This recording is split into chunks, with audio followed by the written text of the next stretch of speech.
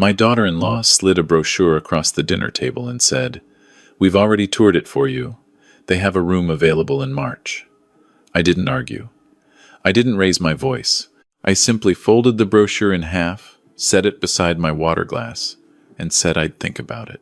6 weeks later, I was sitting behind a glass front office on the ground floor of their building, sipping my morning coffee and waving to her through the lobby window every single day. That was just the beginning. Before we go further, please subscribe to the channel and drop a comment telling me what time it is where you are right now. The dinner had started quietly enough. My son and my daughter-in-law lived in a high-rise condominium on Lakeview Drive, 24th floor. The kind of address that looked impressive on paper and cost more than it should. I'd been staying with them for 11 months, ever since my wife passed, Ellen, 41 years together. When she died, the house in Evanston felt like a museum exhibit of a life that no longer existed. My son had called me on a Thursday night and said, "Dad, come stay with us. Just for a while. We have the guest room." I'd agreed, thinking temporary would be temporary. That was my first mistake. The guest room was comfortable enough. 12 by 14, a window facing east, a small bathroom down the hall. I kept my things organized, my schedule unobtrusive. I cooked for myself most mornings, cleared my dishes before anyone woke up, spent my days working through consulting projects from the desk I'd set up in the corner. I'd spent 38 years as a structural engineer. Even at 64, my phone rang with questions from former colleagues, developers, city planners who wanted my eye on load-bearing calculations and foundation assessments. The work kept me sharp. It also kept me independent, though I never made a point of mentioning that to my daughter-in-law. I should describe her properly, because what comes later won't make sense otherwise. My daughter-in-law was 34, efficient and precise in the way that certain people are when they've decided the world should arrange itself according to their preferences. She was not cruel in any obvious way. She didn't shout or slam doors. Her methods were quieter than that. She communicated through atmosphere, through the particular way she'd move through the kitchen while I was in it, adjusting items I'd placed on the counter, rearranging the coffee pot a few inches to the left, not because it was in the wrong place, but because it had been put there by someone other than herself. She'd smile at me at dinner and ask how my day was, in the tone of someone completing a checklist. My son is a good man who made the mistake of believing that keeping the peace was the same as keeping everyone happy. He was 38, worked long hours in finance, traveled for work 2 weeks out of every month. When he was home, he was present but cautious, navigating between his wife and his father with the careful diplomacy of someone who understood that choosing a side meant losing one. For 11 months, I understood the arrangement. I understood it required adjustment on my part. I left the apartment during their date nights, stayed in my room when I sensed the mood required space, contributed to groceries without being asked, and said nothing when my daughter-in-law mentioned, twice, that the guest room would make a beautiful art studio. I said nothing the first time. I said nothing the second time. By the third time, which came in the form of a Pinterest board she'd accidentally on purpose left open on the shared tablet, I began to understand that this was not about an art studio at all. The dinner in January was a Sunday, pot roast, a bottle of red wine, the kind of deliberately domestic tableau that signals something deliberate is about to happen. My son was home that week, which was unusual. He'd been quieter than normal at breakfast, and my daughter-in-law had been unusually warm toward me, filling my water glass without being asked, asking about a project I'd mentioned the week before. Small kindnesses, each one a brick in a wall being built, while I watched. After the dishes were cleared, she went to the kitchen counter and returned with a glossy trifold brochure. She set it on the table in front of me with the careful placement of someone who had rehearsed the gesture. Sunrise Gardens Senior Living Community. A photograph of a sunlit common room on the cover, older adults playing cards, a woman with white hair tending a raised garden bed. "We've been doing some research," she said. "We've already toured it for you, actually. The staff is wonderful. They have a room available in March, and we wanted you to have first consideration."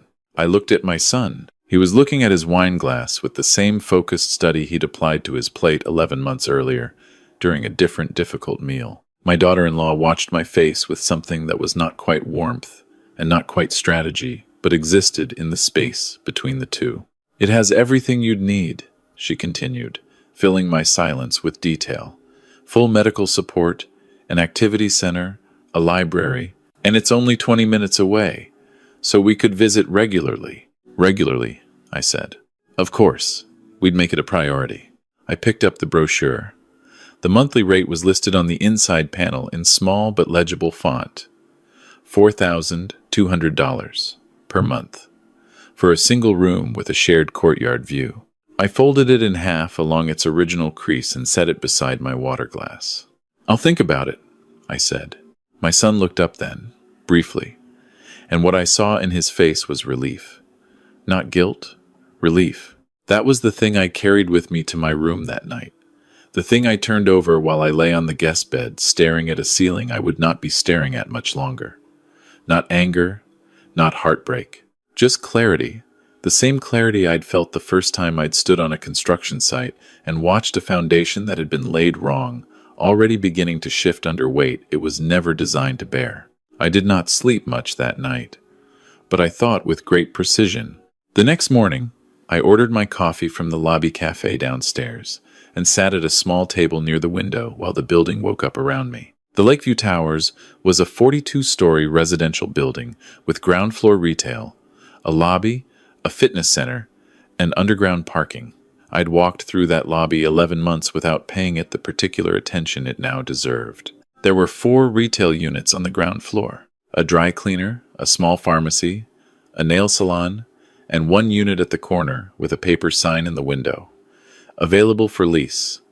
Contact building management. I photographed the number and sat back down with my coffee. The space was 1,200 square feet. Floor-to-ceiling glass on 2 sides, one facing the lobby entrance, one facing Lakeview Drive. Anyone entering or exiting the building would walk directly past it. Anyone using the elevator bank, the mailroom, or the lobby cafe would have a clear line of sight through that glass wall into whatever occupied the space. I called the building management office at 9 that morning. A woman named Patricia answered and confirmed the unit had been vacant for 4 months, that the previous tenant had been a financial services firm, that the build-out was clean and move-in ready, and that the building's owner was motivated to lease. "Motivated how?" I asked. "They've dropped the asking rate twice," she said. "I can get you in for a showing this afternoon if you're available." I was available. The unit was exactly as she'd described. Polished concrete floors, recessed lighting, a private office in the back, a small conference area, and that front room, open and glass-fronted, directly facing the main lobby corridor. I stood in the center of it and looked through the glass at the elevator banks. I watched 3 residents pass through on their way to the mailroom. A woman with a stroller, a man in a business suit reading his phone. I turned to Patricia. "What's the monthly rate?" She told me.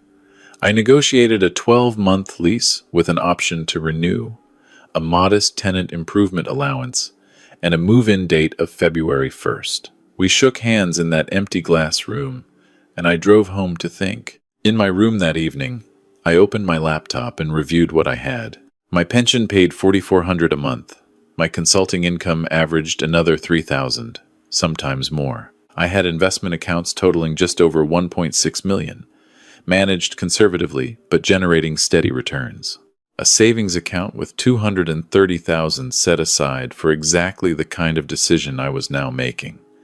Ellen and I had been builders, in the truest sense. We'd built the Evanston house from a mid-range mortgage into an outright purchase, built our retirement fund through decades of discipline, built a life that looked comfortable from the outside because it had been constructed carefully on the inside. My daughter-in-law had assumed I was a man living on Social Security in their guest room, a temporary arrangement become permanent out of limited options. She was not entirely wrong that it had become permanent. She was entirely wrong about the options. I spent that week making calls. My attorney, a sharp woman named Patricia Holloway, who'd handled my estate planning for 15 years, reviewed what I had in mind and told me it was clean, straightforward, and entirely legal. My former colleague Martin, who still ran a small structural consulting firm in the Loop, agreed to co-lease the space and share overhead. It would give me a legitimate business address and a reason for the office that had nothing to do with what the office was actually for. On January 28th, I packed my suitcase. Same process I'd used every time Ellen and I had traveled for the 38 summers before she died. Shirts folded flat, pants rolled, toiletries in a cloth bag, essentials first. I was methodical. I did not rush. The suitcase clicked shut at 7:40 in the morning, and I carried it to the front door. My son was in the kitchen. He heard the wheels on the hardwood floor and came around the corner with a coffee mug in his hand, wearing the expression of someone who has been quietly waiting for something to arrive. "Dad." He set down his mug. "I found my own place," I said. "I'll be out this morning." "Where? Where are you going?" "Somewhere that works for me." I picked up my laptop bag. "I'll be in touch." He reached out and touched my arm. "Dad, you don't have to." "I know I don't have to." I met his eyes directly. "I want to. It's time." My daughter-in-law appeared in the hallway. In her robe, coffee in hand, and the expression on her face when she saw the suitcase was not regret. It was the specific expression of someone who has been waiting a long time for a particular outcome and is now watching it arrive. She composed it quickly, replaced it with concern, and said, "Walter, are you sure about this?" "Completely," I said. "Thank you for the hospitality." I took the elevator down, crossed the lobby, pushed through the glass door into the February cold. The Uber I'd called was waiting at the curb, and I loaded my suitcase into the trunk and got in without looking back. I moved into a furnished, short-term apartment 3 blocks away and spent the next 3 weeks doing what I do best. Structural engineering is not unlike financial planning or legal strategy in one essential respect. You assess the load, you identify the weak points, you build accordingly. I had identified the load. I understood the weak points. I was building. The office on the ground floor of Lakeview Towers was outfitted on a Wednesday. Martin and I had agreed on a minimal build-out. I wanted the front room open, professional, deliberately visible. A heavy oak desk positioned 12 feet from the glass wall, facing the lobby. A leather chair, the same deep brown I'd sat in at my desk in Evanston for 20 years. Bookshelves along the side wall with engineering texts and reference volumes. A framed license and a small awards plaque from the city's Infrastructure Commission. The kind of professional credentialing that communicates at a glance that the person sitting behind that desk is not a man who needs rescuing. On February 1st, I moved in. Set my laptop on the desk, arranged my files, positioned a coffee maker on the credenza, and sat down at that desk for the first time. Through the glass wall, I watched the building go about its morning. Residents crossing to the mailroom, the lobby cafe, filling with the weekday rush. The elevator doors opening and closing with the steady rhythm of ordinary life. And from upstairs, eventually, the residents of the 24th floor would take that elevator down. I didn't have to wait long. It was a Thursday morning, the second week of February, 8:15. I was reviewing a foundation report for a project Martin had forwarded when I saw the elevator indicator light. 24th floor, heading down. I continued reading. The elevator opened. My daughter-in-law walked out in a long gray coat with her work bag over one shoulder, phone in her other hand, moving with the efficient pace of someone running 4 minutes behind schedule. She slowed. Her pace broke, then stopped entirely. She was looking through the glass wall of my office at a man sitting behind a large oak desk in a leather chair with a coffee cup in hand. A man who had recently been asked to consider a room at Sunrise Gardens. I set down my coffee cup and looked up at exactly the right moment, as if I'd heard something, which I hadn't. I caught her eyes through the glass. I raised my hand in a single, unhurried wave. She did not wave back. The color that rose in her face was visible from where I sat, 20 feet away, through floor-to-ceiling glass. She looked away, looked back, looked away again, then walked through the lobby at a pace that was almost, but not quite, running. I returned to the foundation report. 20 minutes later, the elevator opened again.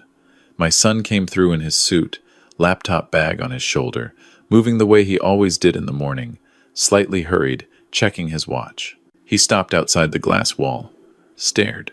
His face moved through confusion, recognition, and something more complicated in under 4 seconds. I waved again. He raised his hand automatically, the same reflexive wave I'd seen in him since he was 7 years old. And then his phone buzzed, and he looked at it, and then back at me, and then he walked to the glass door. Dad. He opened it partway. What is this? My office, I said. You're leasing space in our building. Martin and I, yes. We reopened the consulting practice. I needed a professional address. I gestured at the room around me with genuine satisfaction. The location works. He stood in the doorway for a long moment. Gertie already texted me. I imagined she did. He looked at me with an expression I hadn't seen on him in years. Not guilt exactly. Something older than guilt. Something like understanding in the early stages of arriving. Dad, I'm not trying to cause trouble. I kept my voice pleasant. I'm working. You should get to yours. He nodded slowly, pulled the door closed, and walked out through the lobby. I watched him leave through the glass, watched him stop briefly on the sidewalk and look through the window at me one more time, then walk away. That afternoon, I had 2 calls, one with a developer in the West Loop who needed load calculations on a renovation project, one with a city inspector I'd worked with for years who wanted a second opinion on a bridge assessment. The work was real, the billing was real, and sitting at my desk doing it while the building flowed past outside my glass office wall was among the most satisfying afternoons I could remember. My phone rang at 5:17, my son's name on the screen. I answered. Dad, she wants to talk to you. About what? A pause. She's upset about the office. She thinks you did this to make a point. I opened a consulting practice. That's not a statement. That's a business decision. Another pause. Longer. Can you come up for dinner? I'll come up Saturday, I said. Let me know what time works. I arrived Saturday at 6:30 with a bottle of wine. I'd chosen carefully, not expensive enough to seem like a gesture, not cheap enough to seem passive-aggressive. My daughter-in-law opened the door with the expression of someone who had rehearsed composure. She accepted the wine, thanked me for it, and led me to the dining room where my son was already seated. We ate without discussing what everyone was thinking about. She asked about the consulting work, measured politeness that cost her something. I answered briefly, asked about her work, her mother's upcoming visit. Normal conversation, the surface of things. After dinner, over coffee at the kitchen island, she finally said, Walter, I want to understand your thinking. About the office, I kept my hands around my mug, relaxed. About all of it. Leaving, the office, she searched for the right word, the visibility of it. I thought about how to answer honestly without using it as an opportunity to wound. When you showed me that brochure, I said, I understood the message clearly. You'd already toured the facility. You hadn't mentioned it to me once. The decision had been made without me, and I was being presented with the result. I set down my mug. I've been a structural engineer for 4 decades. One of the first things I teach people is that you don't wait for something to fail before you address it. You read the signs, and you act before the collapse. She was quiet. I acted, I said. I found my own place. I reopened my practice. I'm not dependent on anyone's hospitality or anyone's guest room. That's not a statement directed at you. That's just me taking care of myself, which I should have been doing already. The office is in our building, she said. You have to admit that's available real estate with favorable terms and an excellent location for the client base I'm rebuilding, I said. If it's uncomfortable for you to see me in the lobby, I understand. But I'm afraid that's the nature of proximity. My son was watching his coffee. My daughter-in-law was watching me. The silence lasted long enough to become something real. I wasn't trying to push you out, she said finally, and her voice had lost some of its precision. I thought you'd be happier somewhere with more community, with people your own age. I'm 64, I said pleasantly, not 92. My son made a sound that might have been a laugh. He covered it by drinking his coffee. I left at 8:30, walked down 24 floors in the elevator, crossed my own lobby, and let myself into my office to pick up a file I'd left on the desk. The lobby was quiet at that hour. The building hummed with the particular frequency of a large structure settling into nighttime. I stood at my desk, not working, just standing in the space I'd claimed, looking out through the glass at the empty lobby. It had been civil. But civil was not the same as done. The following month confirmed what I had already suspected. My son called on a Tuesday evening, casual in the way that signals a calculated conversation. "Dad, have you given any more thought to maybe not renewing the office lease after the first year? Gertie's just, she feels, my lease is 12 months with an option to renew," I said. "I'll make that decision when the time comes." "Right. Of course." A pause. "She mentioned her mother is coming to stay for the month of April." "That's nice," I said. "She was thinking about using the guest room. The room, your old room. I hope they enjoy it," I said. "Is there anything else?" There wasn't. I ended the call and sat back in my chair. What followed in April was educational. Her mother arrived on a Friday with 2 large suitcases and the confidence of someone who has been anticipated. I saw them return from the airport through my lobby window, my son carrying the bags, my daughter-in-law arm in arm with her mother, the ease of a reunion between people who have been counting the days. Her mother glanced through my office window as they passed and made a comment that caused my daughter-in-law to respond briefly and keep walking. By the second week of April, something had shifted in the way my son moved through the lobby in the mornings. Slower, quieter, the look of a man doing arithmetic that isn't adding up. One morning, he came in through the office door without knocking, something he'd never done before, and sat down in the chair across from my desk. "Her mother is going to stay another month," he said. I waited, maybe 2. He rubbed his face. "She and Gertie are talking about converting the den into a proper guest room, a semi-permanent setup." "That seems like a significant project," I said. "Gertie wants to hire a designer." He looked at me with the expression I'd been waiting 11 months to see. Not guilt, not relief, just clarity. The same kind I'd felt at a hotel bedside in January with a folded brochure on the nightstand. "Dad, I'm sorry." "For which part?" I asked. Not unkindly. He was quiet for a while. "For not telling her she was wrong. The brochure that wasn't right. You were living with us, contributing, staying out of the way. And we handed you a brochure for a retirement home. I knew it wasn't right." He looked at his hands. "I kept thinking it would sort itself out." "Things like that don't sort themselves out," I said. "They sort themselves down." He nodded. "How's the money looking?" I asked, because I already knew, but I wanted him to say it. He exhaled. "The designer estimate was $6,200. Her mother's been here 2 weeks, and the grocery bill has doubled. Gertie wants to take her to Napa in May for a long weekend." He paused. "I don't say this to complain about Gertie's mother. She's a good person. I say it because I realize I was thinking about your expenses and not thinking about what was actually happening." "I was never an expense," I said. "I paid for my own groceries. I cooked for the 3 of us twice a week. I had income." I leaned forward. "Your wife saw an old man in her guest room and made a calculation. I understand that. What I needed was for my son to look at the same situation and make a different one." He was quiet for a long time. The lobby outside moved through its mid-morning patterns. A package delivery. 2 residents heading out for a walk. Ordinary life. Indifferent to the conversation happening 6 feet away behind glass. "I want to fix this," he said. "I know you do. What does that look like?" I thought about it carefully, because the answer mattered more than the question. "It doesn't look like me moving back upstairs," I said. "I'm settled now. The practice is growing. I have a real office. I have my independence back. I don't want to reverse any of that." "Okay. It looks like honesty. Between you and your wife, and between you and me. It looks like you being willing to tell her when something is wrong, even when it's uncomfortable. Because what happened wasn't really about the guest room or the brochure." I met his eyes. "It was about you choosing quiet over right. That's what I need to not happen again." He nodded slowly.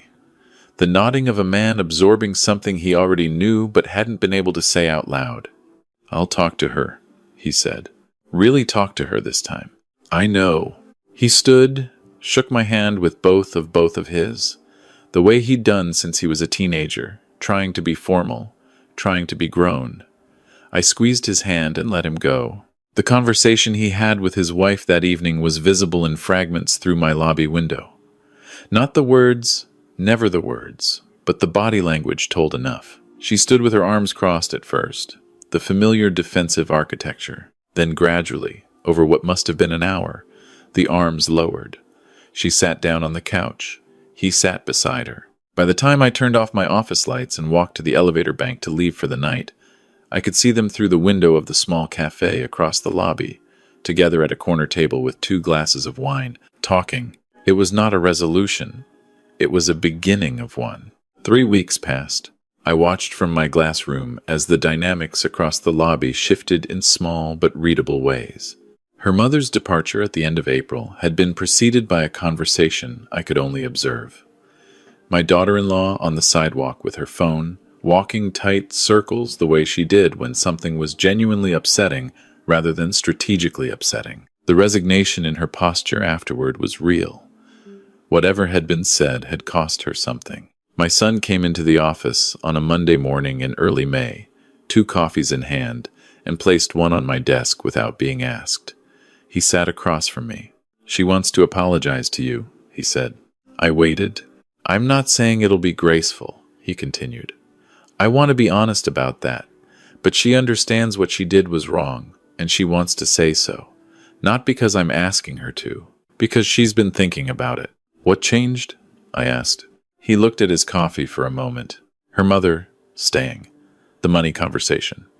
Being on the receiving end of someone making decisions about your life without consulting you." He looked up. She didn't connect it until she was in it. I had given my daughter-in-law no particular credit for self-reflection. I revised that assessment slightly. "Thursday evening works," I said. "Come down here, 7 o'clock. She came Thursday at 7 with my son, and without the performance I'd been half expecting. No prepared speech, no set piece. She sat across from my desk and looked at the surface of it for a moment before looking at me. "I treated you like a problem to be solved," she said, "like something in the way of what I wanted. You lived with us for almost a year, and I was counting the days until you were somewhere else." She paused. "That was wrong. You were his father. You are his father. I forgot that, or I chose not to think about it, and either way it was unkind." "I accept that," I said. She looked surprised, as my son had been, by the simplicity of it. "That's it?" "That's it. You said what needed to be said. I appreciate that it wasn't easy." She nodded. My son reached over and briefly touched her hand. A small, automatic gesture. The kind that comes from a long history of small gestures. We had coffee. Actual conversation. The kind that had been missing for 11 months. About the city and the consulting practice and the project I was working on with the Chicago Infrastructure Office. My daughter-in-law asked genuine questions. Listened to the answers. The evening was quiet and unremarkable, and better for it. When they left, I sat in my office alone for a while. The lobby was quiet. The elevator light blinked 24 floors above me and held steady. Somewhere up there was the guest room that had been my room, now transformed into whatever it had become, art studio or permanent guest suite or nothing in particular. I pulled out the leather-bound notebook I'd kept since 1988, flipped back to January, to the page where I'd written the address of Sunrise Gardens, in careful capital letters, underlined it, and written beside it a single word, "No." I closed the notebook and set it in the desk drawer. The next morning was a Friday, clear and cool the way Chicago mornings sometimes are in May when the lake decides to be kind. I arrived at the office at 7:30, made coffee, opened my laptop. The structural analysis for the infrastructure project was overdue and needed 3 more hours of focused work. I sat down with genuine satisfaction and began. At 8:15, the elevator opened. My son came through the lobby in his running clothes, the early morning workout he'd started doing in the weeks since everything had changed. Headphones around his neck, coffee from the lobby cafe in his hand. He slowed as he passed the glass wall. Looked in. I looked up and raised my hand. He raised his and smiled. A full smile, not an awkward half gesture, and kept walking toward the front door and the cold lake air. I watched him go, then turned back to my screen. 38 years of building things, foundations and frameworks, load-bearing structures designed to hold weight across decades. The principles were always the same. You had to understand what you were building before you began. You had to account for stress, and you had to be willing to stand in the rubble when something failed and ask honestly what had gone wrong before you cleared the ground and built again. My wife used to say I brought my work home. She meant it as a small joke, the way longtime couples make small jokes about the things that are simply and permanently true. She was right. I had brought my work home. I had looked at every structure I cared about with the same slow attention I gave to steel and concrete. I had waited for signs of weakness, and when they came, I had not panicked. I had assessed, planned, and acted with the patience of someone who understood that good construction was never rushed. The lobby outside my glass wall moved through its morning. Residents to the mail room, the pharmacy opening its gate, a delivery driver with a dolly loaded with packages. Ordinary life, the same as every morning, except that now when I watched it from the right side of the glass, from behind a desk I'd chosen, in an office I'd leased, in a building I had every right to be in. I was 64 years old. I had perhaps 25 good years left, if I was fortunate and careful. I intended to spend them with my dignity intact, my independence uncompromised, and my coffee made exactly the way I liked it, in an office no one had given me, and no one could take away. I raised my cup, took a sip, and went back to work. If this story moved you, please like the video, subscribe to the channel, and tell me in the comments what you would have done in my position. Click the box on the left for the next story, and thank you for being here.